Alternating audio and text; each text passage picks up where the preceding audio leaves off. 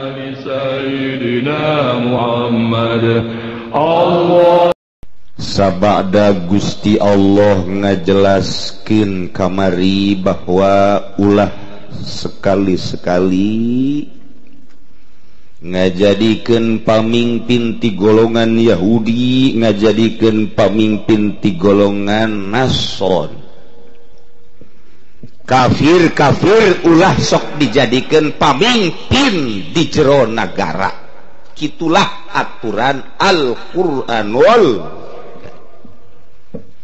Urang percaya ke Allah, percaya ke Al-Qur'an, dibaca unggal manteu salat, amantu billahi wa malaikatihi wa kutubihi wa rusulihi wal yaumil wa bil qadari khairihi wa syarrihi minallahi ta'ala. Iqra. Iman abdi ka Allah, iman abdi ka malaikat Allah, iman abdi ka kitab-kitab Allah subhanahu wa ta'ala. Percaya urang ke Al-Quran, sebab Al-Quran lain buatan manusia, langsung wahyu Allah nu diturunkeun ka Kangjeng Nabi Muhammad sallallahu alaihi wasallam. Tah di jero Al-Quran teh ngatur-ngatur soal kepemimpinan. Ulah sekali-kali ngajadikeun Yahudi, Nasrani, kafir-kafir dijadikan pamimpin, ulah jadi presiden, ulah jadi menteri, ulah jadi DPR, ulah jadi gubernur, ulah jadi bupati, ulah jadi RT acan, ulah beges nya nama-namu bae di negara teh ulah sok dijadikan pamimpin.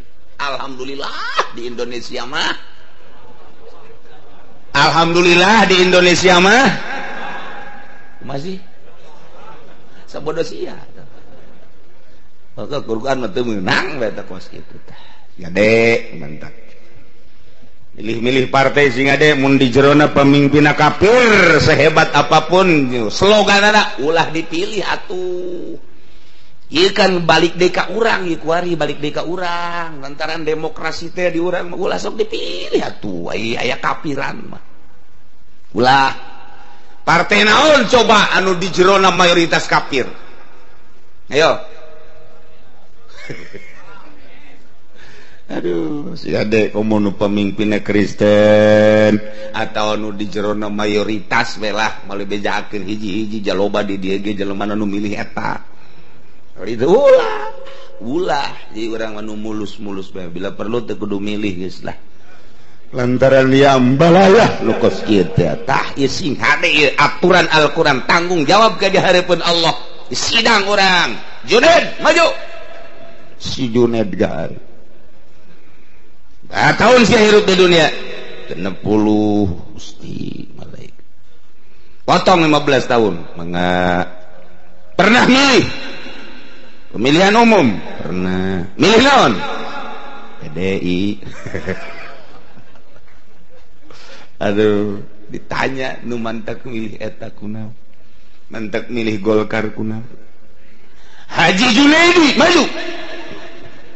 Tadi si Junaid doang kuari haji. Sia jadi kiai kan mun. Bara tahun hirup di dunia 60 tahun. Pernah pemilu? Pernah sababaraha kali. Naon pilihan mana? Beringin. Kunaon mantak milih caringin? Pondok dibangun. Majelis dibangun. Naon deui? Belikeun mio hiji. Ju mogok bae miona. Nu ngarajina eueuh barang majelisna bagus. Tah eta bakal ditanya sing hade jasa aduh araringgis jasa. Inggis jasa inggis. Masyaallah. Aduh sing hade. Bakal ditanya kos gitu izin jasa. Kiai Basri Bayu. Basri mah ya. Bagus ya bangun ya. Berapa tahun hidup? 60. Pernah berpartai? Teu. Berorganisasi? Teu. Pernah milih-milih nyolok pernah milih teu. Nyolok naon? Nyolok nu di imah. sugan milih naon partai teu abdi mah kunaon lu bantak henteu lantaran pilihin hiji-hiji acan abdi nyangakeun ka sadaya tokoh bae abdi mah sieun ditanya ieu pelbakieuna doang ye teu kabita ku duniana teu abdi mah anti jasa pernah dianteran ge leutik teu ditarima gukul mun gede wallahu alam eueuh nu nganteran ja aduh nu jelas maneh kumaha hirup maneh kula maneh nanjeurkeun agama Gusti bae melalui ngaji isuk-isuk takrib riyad ku abdi di haji bae abdi mah teu ngalingseuh ka urusan-urusan kos kieu sieun jasa ka Gusti ieu sieun beul bah ditanya kos kieu hirup abdi mangan saukur mangga wae tama urusan negara mah abdi mah nyalametkeun diri ngaji bae pan sakumaha tulisanana teh aya di malaikat oh iya benar malaikat ieu mah geus balangkeun ka surga wah geus kikieuan bae aduh sakumaha Maradona benar Taeta mana babaturan maneh itu Ki Junedi urang nya nama di duniana baheula jadi jurkam teh mah jurkam naon Golkar ieu nya ge ka surga nangan nya nama on sakedeung di ka neraka kan sakedeung ka neraka sakedeung moal kebal jeung saeutik nya sakengkeongan doang sabaraha kebal ya sekitar bangsa 500 tahun lah ya Allah ikir cerita ada ringgis jasa urang ke Gusti Allah nah ieu mah sakadar instruksi ti Gusti Allah hiji ulah sekali-kali gak jadikan pamimpin baik sekup gede secara nasional maupun sekup leutik level RT ulah dijadikan Yahudi Nasrani ada kafir dijadikan pamimpin nu dipimpinna muslim teu etis nu ieu mulia nu dipimpinna nyebut-nyebut asma Allah salat jeung sajabana ai pamimpin nu teu percayaeun ka Gusti Allah betapa ironi luar biasa ulah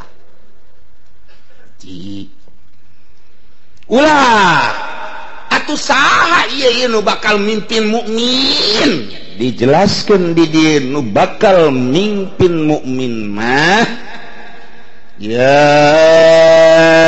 innama waliyukum Allah wa rasuluhu walladzina amanu innama waliyukum tayalian pasti berarti anu ngarurus maraneh kabeh manu ngajadi pengurus ka maraneh kabeh mah hiji Allah nomor kedua Rasul Allah nomor katilu walladzina amanu jelema-jelema nu ariman ka Gusti Allah jeung ka Rasulullah sallallahu alaihi wasallam eta nu ngurus urang mah asbab nuzulna di dieu dijelaskeun wa nuzila diturunkeun ayat innama waliyukumullah teh lama gola Ibnu Salam barang Ibnu Salam Abdullah bin Salam nyarita ka Kangjeng Rasulullah pan kieu Abdullah bin Salam teh barang terus mengikuti Kangjeng Rasul manehanana diasingkeun ku babaturanana jata tadina nya nama urut tokoh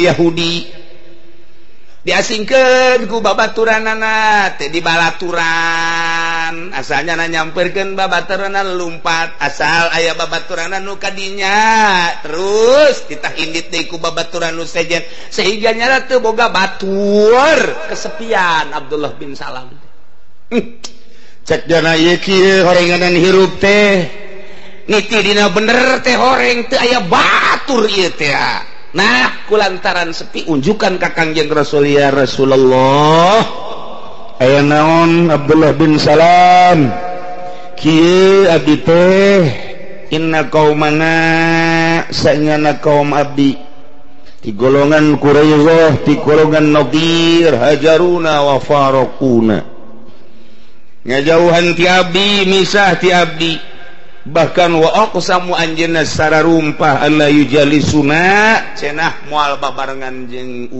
abdi nyana geus gurat batu Abdullah bin Salam ulah di baturan tah ieu abdi kumaha atuh teu boga batur Kangjeng Nabi senyum sanggeusna senyum turunlah ayat ieu innama waliyukumullahu wa rasuluh ulah Inggris Abdullah bin Salam ulah kaget ulah prihatin lantaran manusia mah bakal pararaeh nu ngurusan anak anjeun mah aya nu ngurusan nu istimewa nu nyieun langit bumi nu ngurusan anjeun mah Allah innama waliyukumullah nomor kedua aya utusan anak nu ngurusan anjeun mah khususna umumna mukminin mukminat adalah Rasul Allah tilu urusan para mukminin mukminat mah walladzina amanu mukminin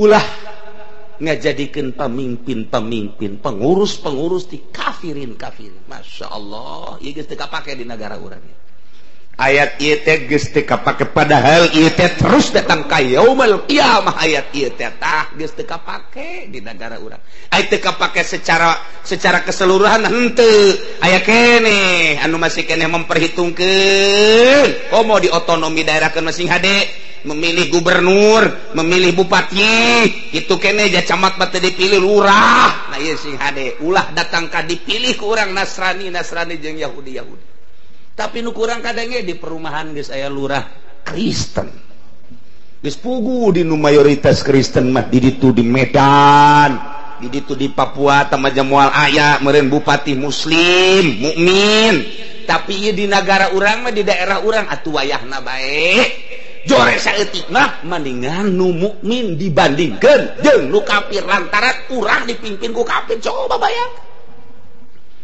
sanggeus dipilih ku urang nu rada bagus bae atuh heulanan ulah anu sok maling ulah sok no korupsi pamimpin teh ulah anu sok mabok ulah anu sok zina ulah anu sok judi mun aya tapi kadang-kadang di lembur hese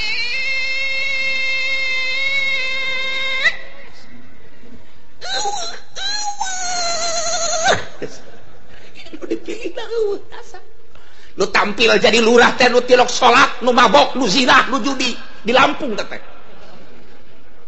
aju teh ka dieu ka urang ka Cikupa baheula mah tokoh masyarakat teh diiring-iring rapi bagus kadeuleuna teh ngabersihan jalan mamawa parang gitu kan tokoh terus ka masjid nyana nitah ka RT na sapuan budak tuh bari meuli tape nyana di dieu 2 boronjong 3 boronjong duitna mah teu boga pangbayarkeun tah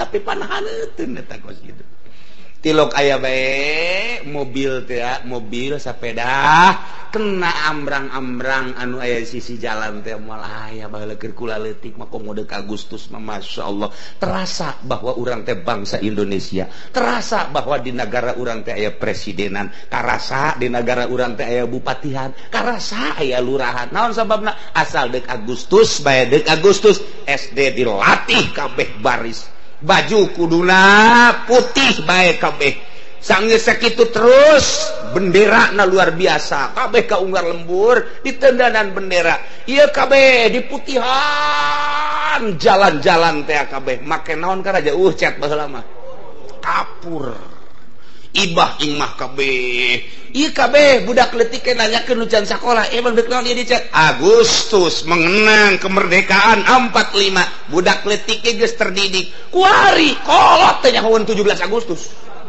kolot teh nyahoeun 17 Agustus budak di kamar eta Agustus emang Agustus eta kolot tolol jasa sanu tolol ya apa presiden nu tolol apa bupati nu tolol apa lurah nu tolol apa masyarakat cak lurah masyarakat teman nu tolol atuh talorol kabeh teu nyaho ieu teh teu nyaho haju teu nyaho geus sabaraha taun urang merdeka eueuh nu ngajelaskeun Masya Allah ngadieun kaca-kaca bae ge lamun dibere duit mun teu dibere duit teu baheula mah peduli yeun kaca-kaca nang ti masyarakat kabeh ya Allah nikmat jasa komo deuk aya bupati sakumaha deuk aya Raja Bilqis dihormat jasa bupati teh eta lembur teh camat lurah teh masih kena harismana luar biasa sebab naon eta di dadana aya kejujuran di dadana aya keadilan masih keneh ngurusan masyarakat terasa ka masyarakat teh ngeunah tah ieu mah kuari mah masyaallah ieu mah di ditu di Lampung keur carita di Lampung bae mah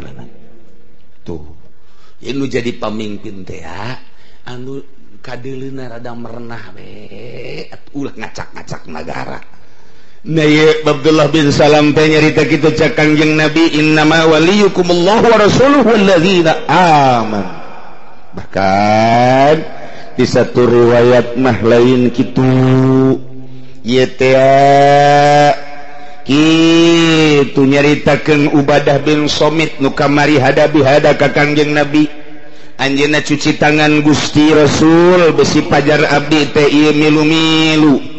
Ijing golongan-golongan munafik, ijing Abdullah bin Ubay teu abdi mah cek Ubadah bin Somit abdi mah tetep bae iman ka Gusti. Anjeunna cuci tangan, hartina cuci tangan teh bebersih di payunan Kangjeng, tetep abdi mah iman ka Kangjeng teu milu-milu jeung Yahudi. Maka turunlah ayat innama waliyukumullahu wa rasuluhu walladzina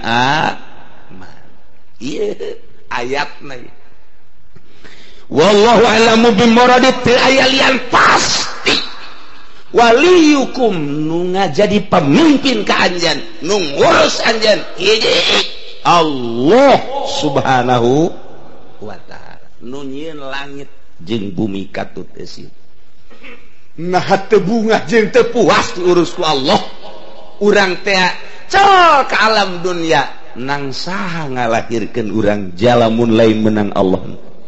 Kunaon barang geus aya kuari urang inkar ka Gusti Allah atawa maksiat ka Gusti Allah, pan urang diayakeun ku Allah boga aturan nu rek ngurusna Allah, asal maneh nuturkeun aturan-aturan Allah subhanahu wa ta'ala. Urang mah alhamdulillah jasa boga perasaan diurus ku Gusti Allah subhanahu wa ta'ala. Nomor kedua, waliyukum ta'aya deui anu ngurus ka aranjeun kabeh teh wa rasul Allah subhanahu wa ta'ala, diurus ku Kangjeng Rasul. Pengurusan Kangjeng Rasul teh baheula di zaman Kangjeng keur hirup keneh makarasa da aya Kangjengna, aya pengurusanana. Kuari geus teh aya Kangjeng Rasulna masih kadenge kene suara-suara Kangjeng, instruksi Kangjeng melalui hadis-hadis Kangjeng Rasul ketika dibacakan hadisna, instruksi Kangjeng ieu lah, instruksi Kangjeng ieu masih kene ketika urang ngadengekeun hadis Kangjeng Rasul di Bukhari di Muslim seakan-akan Kangjeng Nabi na aya ngawujud. Matak dimuludankeun ku urang terasa Kangjeng Nabi aya keur instruksi-instruksi Kangjeng Nabi. Tah nu ngurus kadua adalah Kangjeng Rasulullah sallallahu alaihi wasallam. Pengurus nomor katilu walladzina amanu, jelema-jelema nu arima, mukminun. Ieu nu ngurusan teh, ngurusan negara mulai ti politikna, ekonomina, budayana. Ieu nu ngurus teh kudu mukminun. Mantap alhamdulillah di Indonesia mah tidak diperbolehkan presiden beragamana lain mukmin teu beunang di Indonesia mah alhamdulillahirabbil alamin, kecuali pemajikanana. Pamajikanna mah sabodo tah mah teu milu-milu ngurus negara. Presiden mah muslim, mukmin, pamajikanna kadang Kristen, kadang. Tapi alhamdulillah di urang mah samar. Guys, informasinya aja samar cek ulama tuh. Informasi ti dieu muslim pamajikan lagi, informasi di dieu Kristen, nomor ngaranna ge make kris kos kitu. Teueuh deui lain Khadijah ngaranna. Mun kitu mah ngaranna Fatimah. Asalna moal Kristen Fatimah. Gadege deui ti informasi dia muslimah, gadege deui dieu kafiroh. Jadi itu jelas cek urang mah. Datang ka kuari, atuh pan ngobrol henteu naon henteu babaturan lain cak babaturan sakolana muslimah nya nama pamajikanana aya deui nu ngabatur jeung nya kula sakelas jeung nya kafirah cak nya. Jadi kan teh jelas ibu tin mah memang baheula emang Kristen dia mah ngan haju asup Islam kabelah dieuna jadi kejawen tos kitu we tah mah jelas tah mah ieu nu ayeuna mah ieu samam SBY nama alhamdulillah Islam boga majelis taklim zikir deh ayeuna nama tilok zikir ngan boga baheulana. Oh masalah sama sa kumaha boga ke ieu bae rumah sakit boga rumah sakit nya nama tilok di dinya tilok jadi pasien teh ieu alhamdulillahirabbil alamin bukan orang boga pamimpin muslim heulanan bener jeung teu bener mah teu meunang nanya ka kula rasakeun ku kabehan apa jujur jeung teu jujur rasakeun ku kabehan kula ngazakur nyaritakeun presiden urang adalah Muhammad SB make Muhammad teh sih teu jadi berarti naon atuh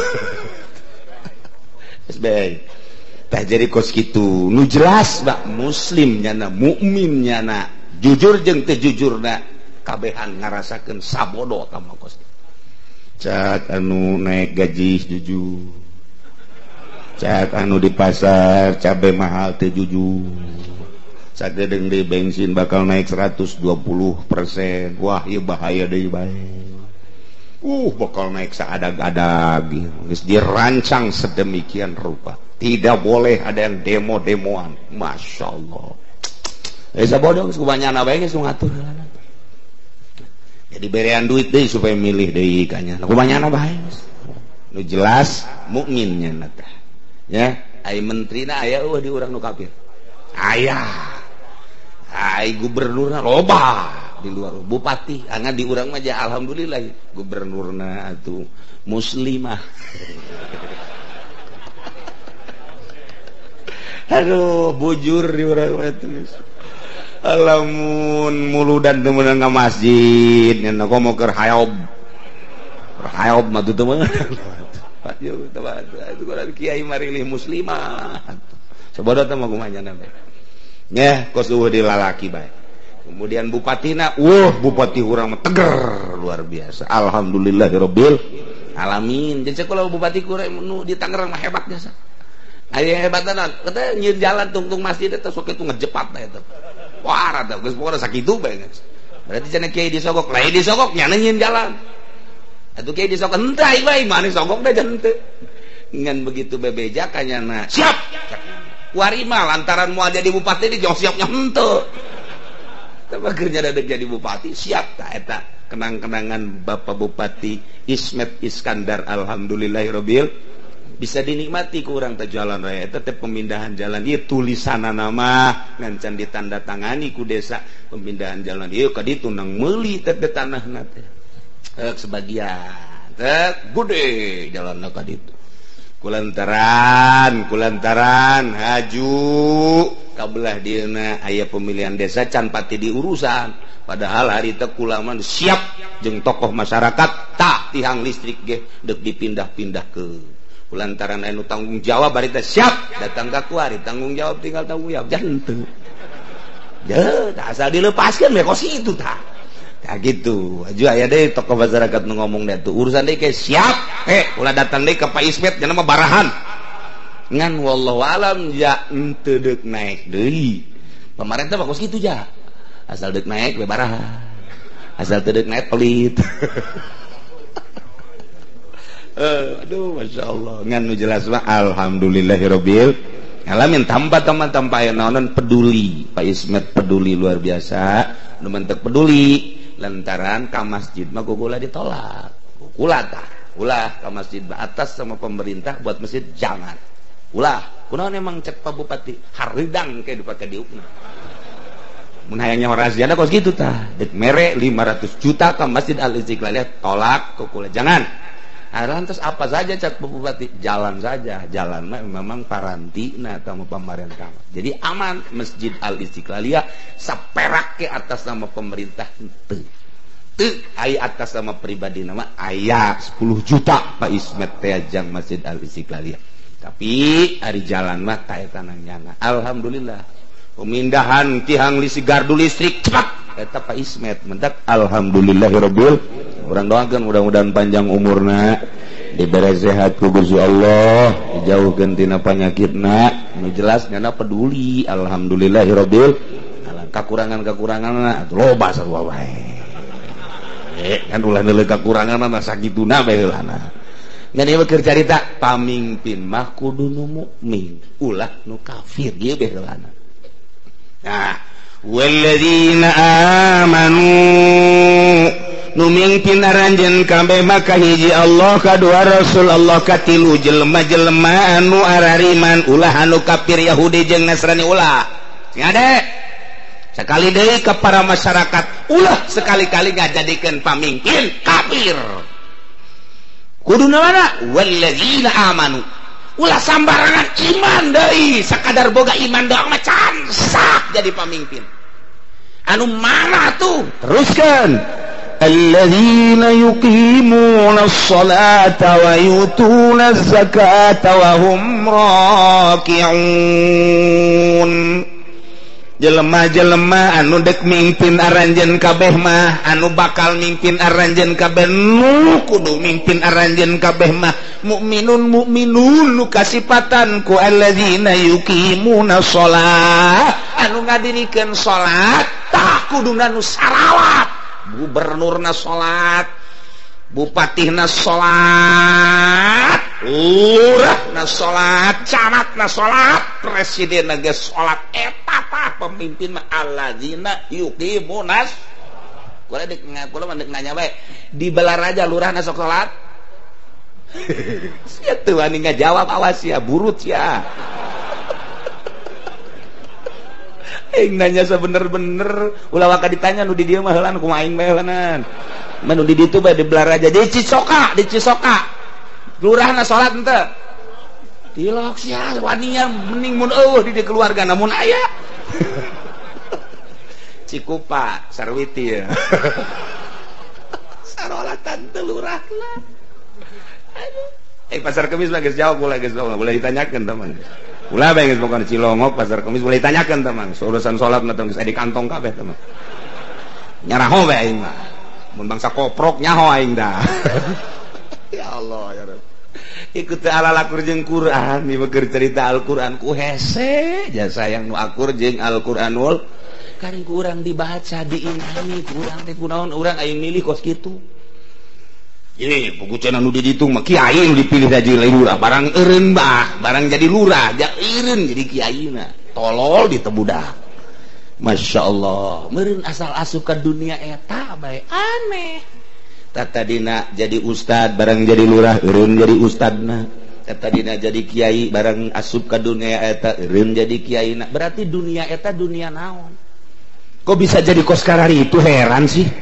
lain beki hebat lain beki mantap begitu dipilih ku masyarakat teh terasa bahwa ini adalah merupakan suatu amanah aing teh kadanan asa didelekeun ku Gusti mah atuh asa didelekeun ku tokoh-tokoh masyarakat heulanan ieu teh pan amanat ieu teh ya luar biasa tapi kunaon asal teh asup ka dunia eta nu tatadina salat jadi henteu nu tatadina tilok mabok jadi mabok nu tatadina teu nyandung onam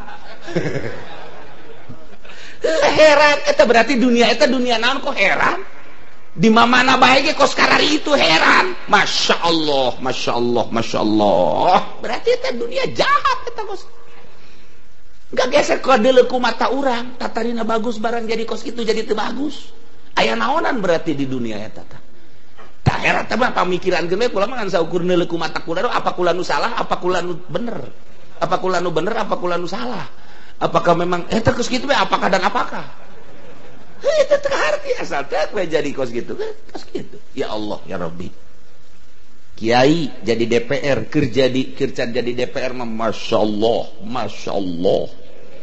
Allah barang jadi DPR inna lillahi wa inna ilaihi raji'un telah pulang ke rahmatullah barang jadi DPR teh di mana babaturan kula jadi kiai di Bandung terpilih jadi DPR inna lillahi wa inna ilaihi raji'un malah ka kula barang kapanggih teh nyana hangat dan babaturan mondok ieu terus pelukan jeung kula cenah cek dina kiai ulah milu jadi DPR kunaon gitu ulah we datang ka kula bae cek dina atuh sia ge atuh eureun atuh geula cenah sakedeung deui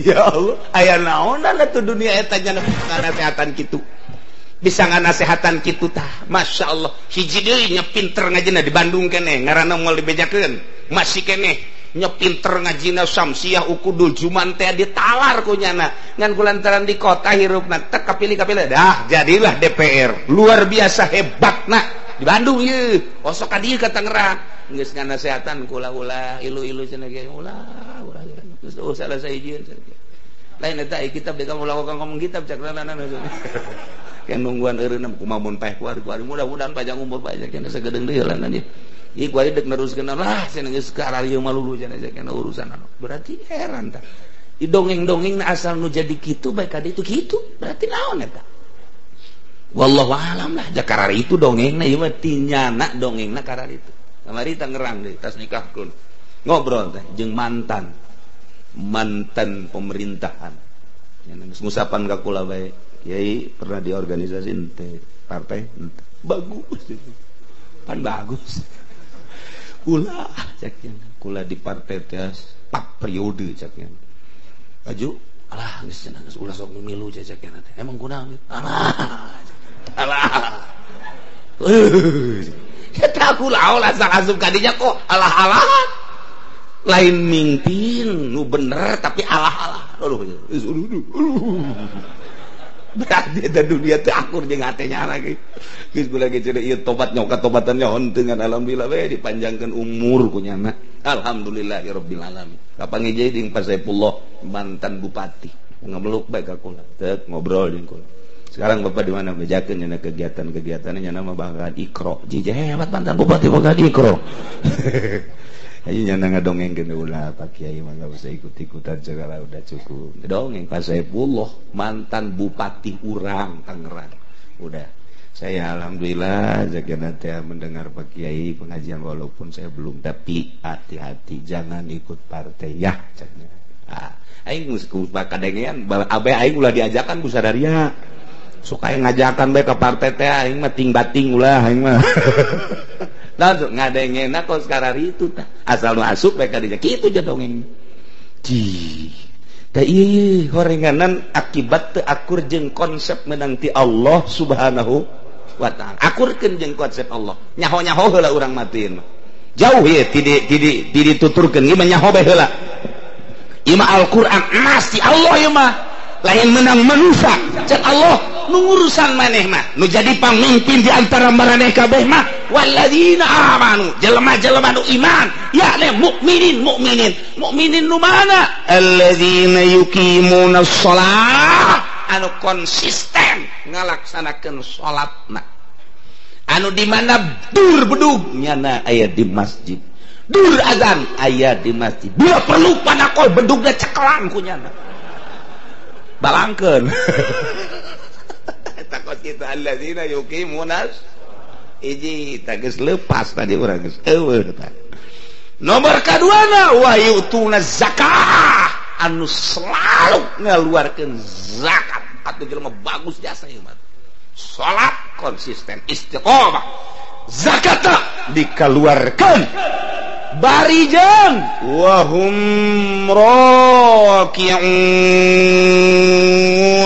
mukminun anu jadi pamimpin teh nu ngalaksanakeun salat kalawan istiqomah ngaluarkeun zakat kalawan istiqomah bari ngalaksanakeun salat jeung zakat nawahum raki'un nyana aya dina kakhusuan ka Gusti Allah Subhanahu atuh khalifah jiana khusus salatna Allahu akbar Allah maha agung keagungan Allah eueuh nu nyarupaan ka Gusti Allah deuk teu kumaha agungna langit katut tesina bumi katut tesina berikut aing adalah nangieun Allah maha agung Allah moal kadeuleu jabatan jeung dunia lamun urang ngarasakeun keagungan Allah Subhanahu wa ta'ala Gusti keagungna Allah ku agungna Gusti abdi ditantungkeun ku Gusti Allahu akbar ruku dirukukeun ku Gusti agung amat Gusti teh lantaran mun Gusti henteu ngarukukeun abdi moal bisa ruku abdi teh ieu teh lurah nu salat teh kos kieu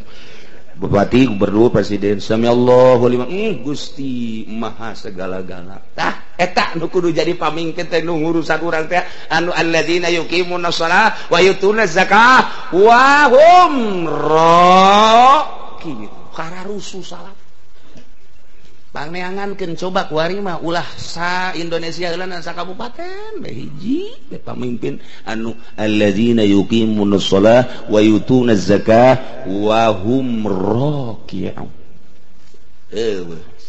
kalau orang dipimpin ku bupati kos kitu atau ku camat kos kitu atuh geunah di desa di kecamatan di kabupaten kau mau ku presiden mah ketika datang teh nyana ceramah ngeunaheun ka hate urang dulur yu urang salat ka Gusti Allah pamimpin teh atuh ceramahna ceramah salat atuh emang nyanana ge sok salat besi boga harta nisab kaluarkeun lah zakatna lantaran nyanana ngazakat atuh seukeut salat da sing khusyuknya urang belajar khusyuk mun teu bisa yuk ke pendopo jeung kula-kula nu magahanana mantep lain mantep mantep atuh cak bupat ya tuh lagu urusan aing sia we heula nu khusyuk jadi nu hararusu kabeh ngan lamun konsep ieu diterapkeun beistimewa negara masyaallah sakali deui Quran ngajelaskeun indama waliyukumullah wa rasuluhu walladzina amanu alladzina yuqimunas wa yutunaz wa hum atawa dijelaskan wa hum raki'un yusalluna sholata tatawwu'i Masjidina Ali ke salat Allahu Akbar nang 2 rakaat aya fakir miskin menta-menta begitu menta-menta kaleret ku Sayyidina Ali terus bae Sayyidina Ali keur salat ieu beres salat fakir miskinna keur aya keneh dia nungguan Waalaikum Assalamualaikum teu geura wiridan langsung bae boga cincin-cincina Sayyidina Ali teh dibukakeun yah jang maneh berangkat deui eta Sayyidina Ali mah hayang keur salat teh keur salat lantaran nungguan dibuka nu aya eta bae andai kata diperkirakeun andai kata teu make cincin harita Sayyidina Ali naon nu aya mungkin sorban naon nu aya deui mungkin baju ka Sayyidina Ali mah kos kitu tah mun aya fakir miskin teh embung bae dipersabenkeun urang mah lain kitu Bang saya teh budak kita ieu diteuleun kararabok aing mah atuh ada alma duit di dia 10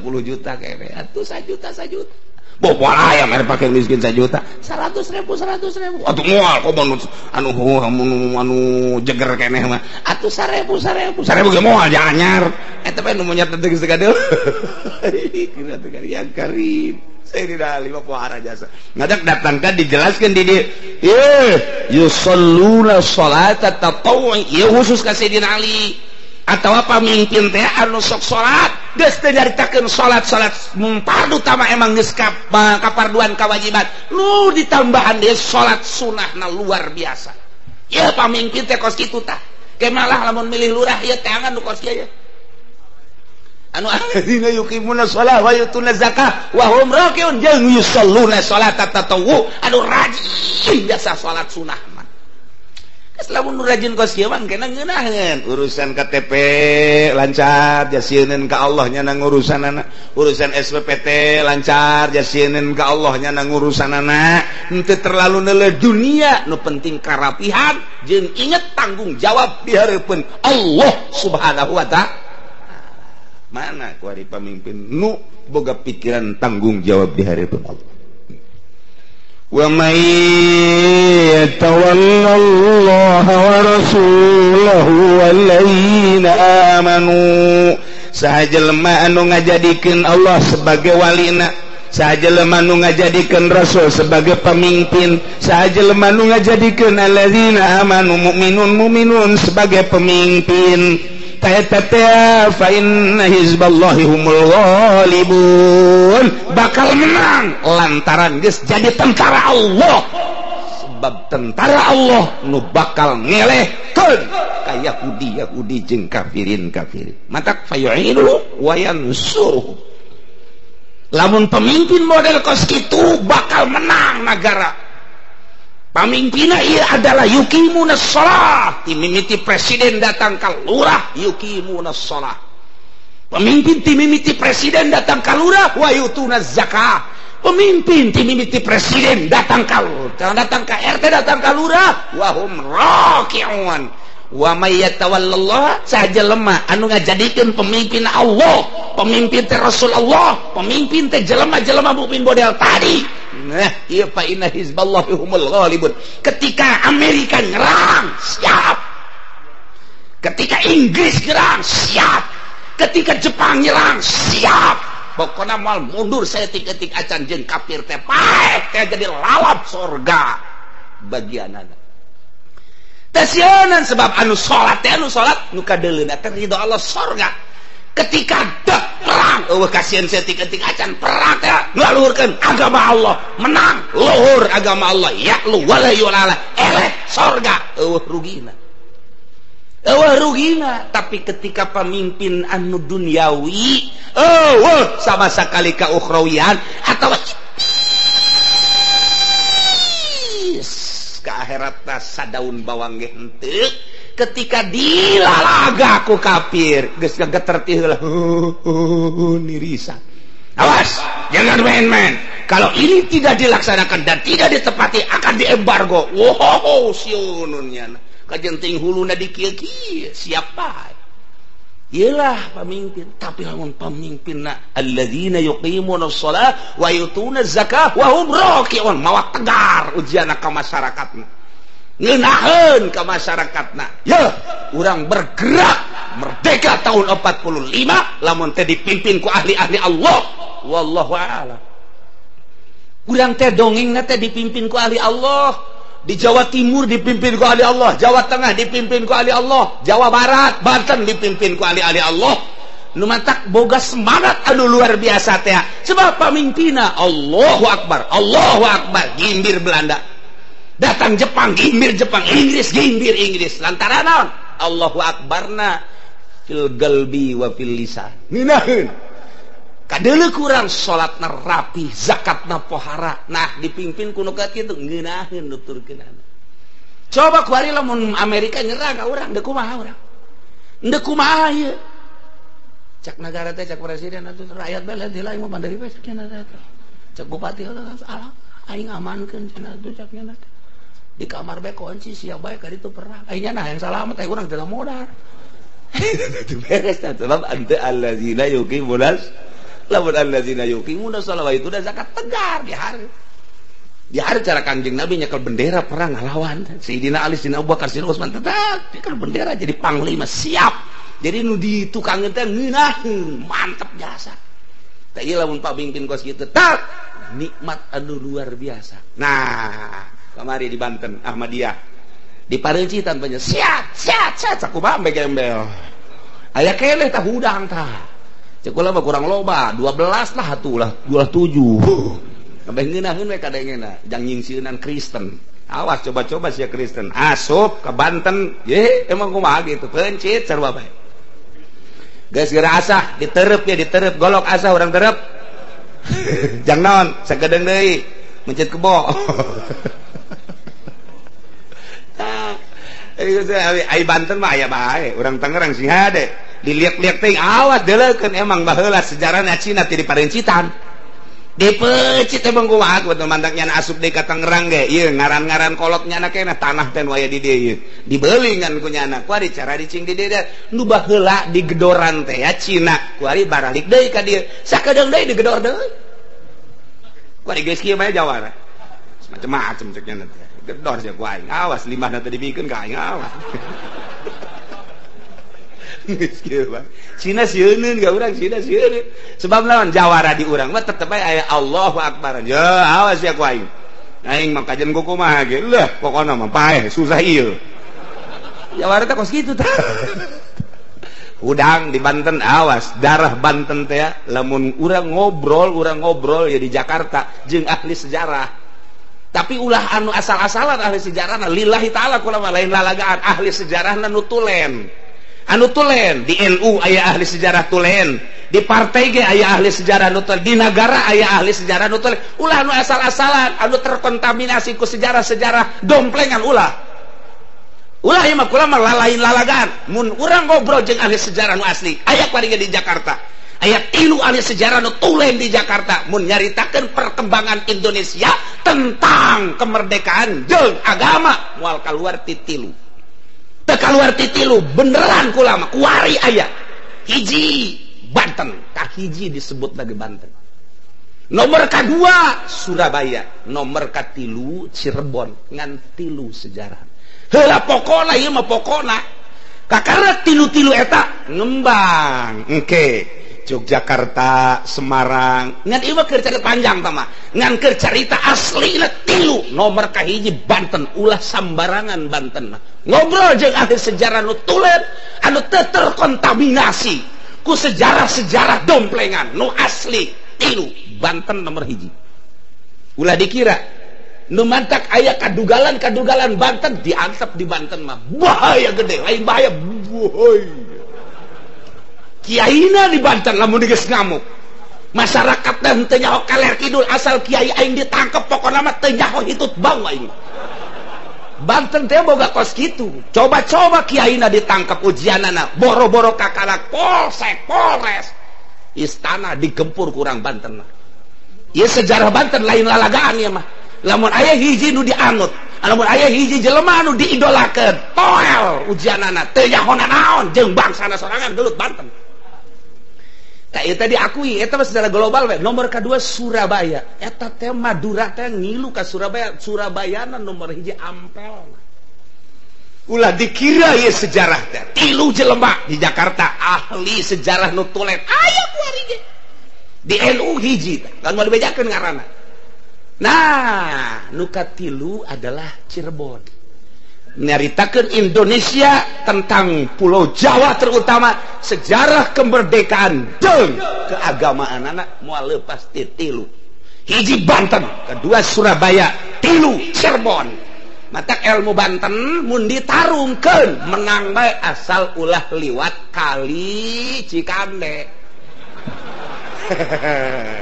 Sakitu bae tah manggeus ti dituna bae geus kos kitu tah manggeus. Geus kos kitu bae sama ti dituna. Asal liwat kali Cikande bae kajen kumaha. Eta kali lain sambarangan kali eta sing hade. Masya Allah. Ke kukula didongengkeun kali eta kok aya kos kituan aya wali Allah anu ngajaga kuari aga aya. Di dinya teh kuari ge aya tah Tangerang teh, Tangerang ieu mah Tangerang mah Tikoro. Tikoro, ai Tikoro mah ngeunah teu ngeunah liwatna ka Tikoro. Ngan teu seubeuh-seubeuh pan Tikoro mah. Guys, eta sejarah kolot teh kos kitu nya lain lalagan. Ieu Banten, ilmu Banten teh ilmu kadugalanana aya bisa ditarungkeun ilmu Banten mah. Ilmu kakiaiana aya, ilmu katasawufanana pengembang torekat adalah Banten nomor 1. Di Mekah 3 murid torikoh 1 Banten, kedua Demak 3 Surabaya. Mun aslina torikoh teh kos kitu Banten tetep nomor hiji bae. Ngembangkeun tasawuf torikoh Banten, ngembangkeun kadugalan Banten pucuk umun. Nda kumaha tuh asal di deuleuh hiber satungtung deuleuh pucuk umun mah. Eta lain lalagan kuari ge aya keneh. Tah nu kuari gaji make iket eta jelema teh wah. Jadi atuh lamun ningali sejarah emang kumaha gitu. Lamun jelema teh nyaho sejarah moal nyaho obor, jadi kiaina teh nyaho obor, jadi pamarentahna teh nyaho obor. Sejarah bapa daripada bangsa itu sendiri. Nu mata kecekelan sejarah tak nu asli tapi sejarah. Berikut ilmu-ilmuna nu asli. Lamun teu asli FSMR asal ditah jadi jurkam bae, asal boga mio bae. Teu teger teu nyekel sejarah mah. Tah, torikoh Banten. Gus Dur pernah nyaritakeun, jangan main-main dengan Banten. Hati-hati dengan Banten. Gus Dur eta. Kadugalan Banten, pencak Banten. Tetamatnya bisa tarung di Banten. Pencak tetamat bisa tarung coba. Tapi lamun orang Bogor tamat ge tarungna eleh bae. Bogor heran eta orang Bogor kok. Beung ditanya bencana berka sabar 12 kembang. Tapi di Banten mah kakarak 3 kembang ngajotos geruntuh kabeh. Sakali teruntuh modarnya nana. Tetep Banten lain lalagan. Emang kumaha gitu.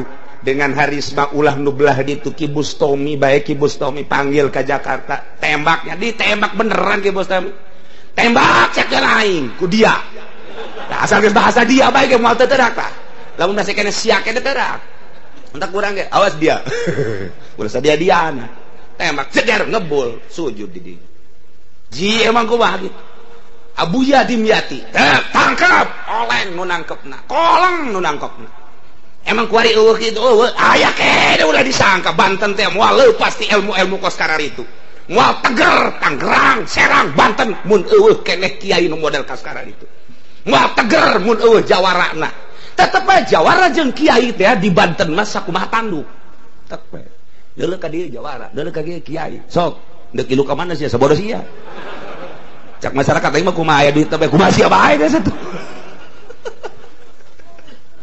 Cahaya Banten mah tetep baik di Banten di Belanda di perpustakaan ditinggali tek sejarah Banten paling luar biasa hati-hati cek orang Belanda kamu ke Indonesia hati-hati dengan Banten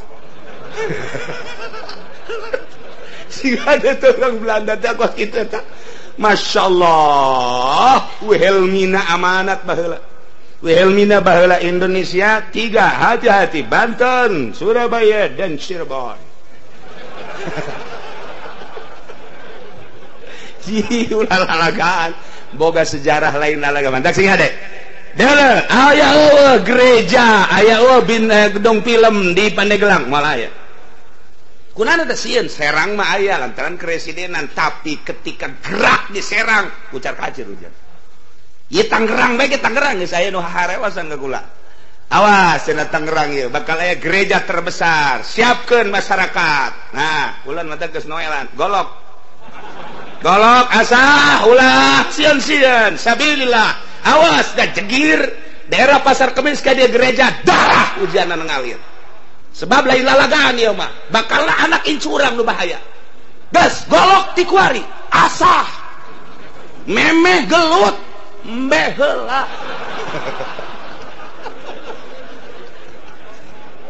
ye lain lalagaan ayo gerak kereta-kertik jadi Tangerang sebab geus aya sen ieu mah lain lalagaan bahaya ka hareupna mantak mudah-mudahan jawara dipanjangkeun umurna sakali deui mudah-mudahan jawara dipanjangkeun umurna sebab anu bakal ti heula kula mah jawara heula kajeun kana pararae iya emang gunung kiheul zaman Kangjeng Nabi ge jawara nu dititah teu lah iya teh teruskeun Kangjeng Nabi terus ngan jawara endek dilepaskeun suntik heula naonna plerna tuh suntik heula ya erun baheula disuntikan jelema plerna jadi gararaga emang ilmu eta aya kena tenang bae kene kayak disuntiknya ho gagah nya opae